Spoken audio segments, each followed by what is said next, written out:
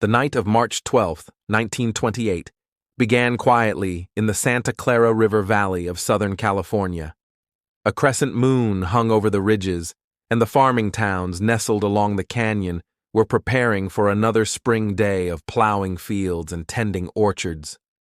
Lights in the farmhouses flickered out one by one.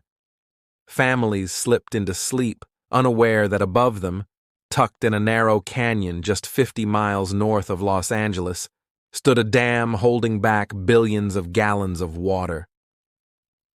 At 11:57 p.m., in the stillness of that night, the St. Francis Dam collapsed. The roar that followed shattered not only the valley below, but the confidence of an entire region. By dawn, more than 400 lives were gone, carried to their deaths in one of the greatest engineering disasters in American history. The dam had been William Mulholland's vision, a self-taught Irish immigrant who rose from ditch digger to chief engineer of the Los Angeles Department of Water and Power. Mulholland had built the Los Angeles aqueduct and turned the city into a modern metropolis. He was revered, admired, and sometimes feared. When Mulholland said a project was safe, the public believed him. The St. Francis Dam was meant to be his crowning achievement, a high concrete wall spanning San Francisquito Canyon, built to hold more than 12 billion gallons of water. It would serve as a reservoir for the thirsty and rapidly growing city. Construction began in 1924, and Mulholland's word was law on the site. By 1926, the dam rose 205 feet high and stretched nearly 700 feet across the canyon floor. But beneath its massive presence, cracks, both literal and figurative, were forming. Workers noticed fissures in the concrete as it cured.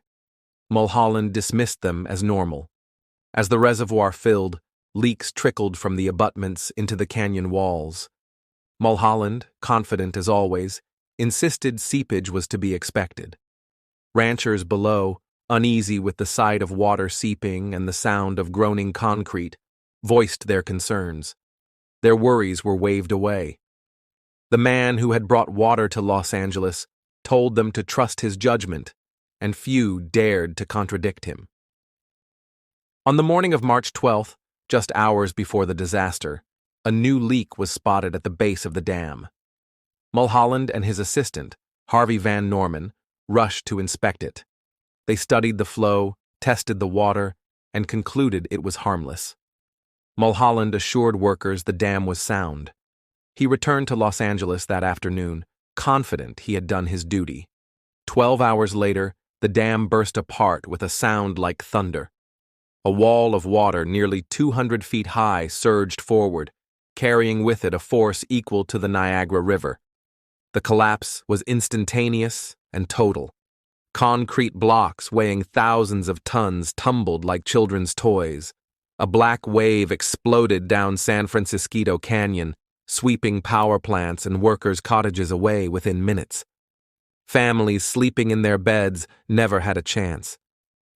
The water tore houses from their foundations, ripped trees from the soil, and clawed entire roads from the ground. Survivors later described hearing only a low rumble before their walls dissolved around them.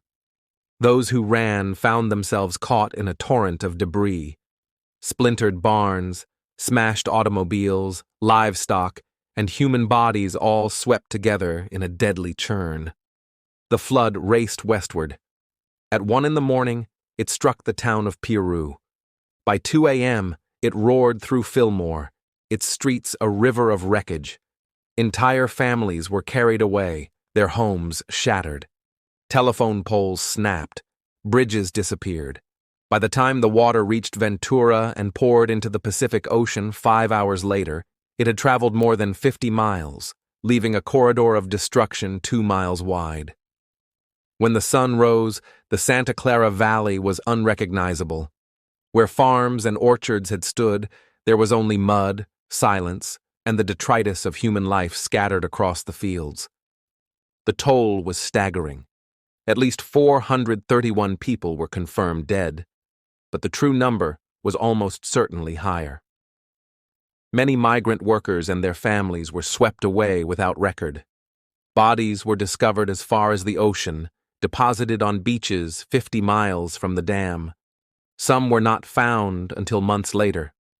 Families buried their dead in rows marked with the same date, March 12, 1928. For weeks afterward, grief hung over the valley like fog. Survivors remembered the silence after the flood as much as the noise before it.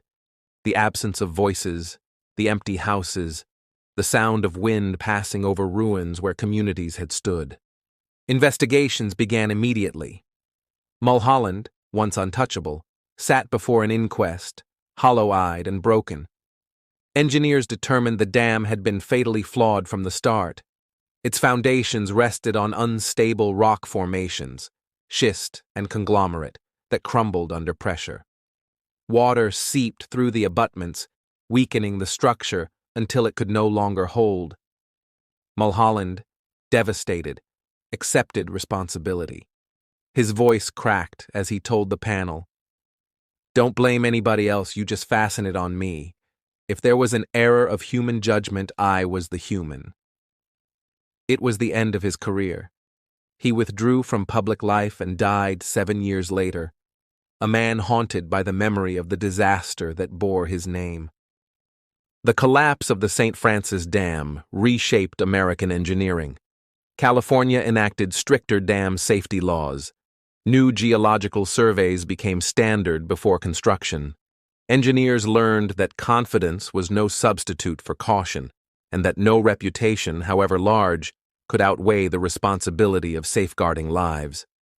Across the country, regulators studied the ruins of San Francisquito Canyon as a warning of what could happen when ambition outpaced understanding. For Los Angeles, the disaster was a reckoning. The city's thirst for water had built an empire on fragile foundations. The collapse shattered illusions of endless growth without consequence. For the survivors, it was not policy or politics that mattered, but memory. They remembered the black wall of water and the hours spent clinging to trees or rooftops. They remembered pulling neighbors from the muck, searching for children, burying the dead. In cemeteries across Ventura and Los Angeles counties, rows of gravestones still mark the scale of the loss, each name a reminder of that night. Today, the ruins remain. Slabs of concrete, twisted and massive, lie scattered in San Francisquito Canyon. Hikers walk among them, tracing cracks with their hands, standing in silence where the reservoir once stretched. Nature has softened the scars. Brush and trees grow where the water tore through, but the weight of history lingers. Locals still call it the night the dam broke, and for those who know the story, the words carry a chill. More than 400 people went to bed believing they were safe. They never woke again.